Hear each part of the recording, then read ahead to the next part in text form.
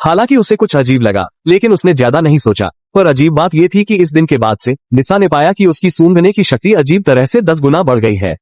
वो बस एक स्नैक का डिब्बा उठाती है और आसानी से उसमें शामिल सामग्री को सूंघ लेती है। फिर भी वो इसे कोई बड़ी बात नहीं मानती, बस सोचती है कि उसने कोई विशेष क्षमता प्राप्त कर ली है। लेकिन जब वो रात को सो रही थी तो अचानक कुत्तों के भौंकने की आवाज से जाग गई। वो बहुत उत्सुक थी कि बाहर कुत्तों की आवाज क्यों आ रही है।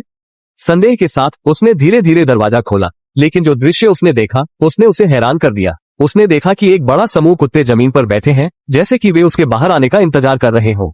इस दृश्य को देखकर लिसा को एक अनोखी आत्मीयता महसूस हुई और वह बिना कुछ सोचे समझे उनके पास चली गई। लेकिन अगले ही पल कुत्ते अचानक उस पर हमला करने लगे।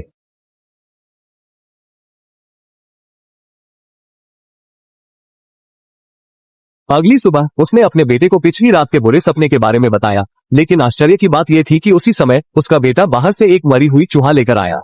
उसे घिन आ गई और उसने जल्दी से बेटे को उसे फेंकने के लिए कहा। जैसे ही शरारती बेटा बाहर भागा, वह भी जल्दी से उसके पीछे दौड़ा। अंत में उसने एक डरावना दृश्य देखा। उसके घर के दरवाजे के सामने जानवरों की लाशें पड़ी थी। तब जाकर उसे एहसास हुआ कि पिछली रात जो कुछ हुआ वो असल में था।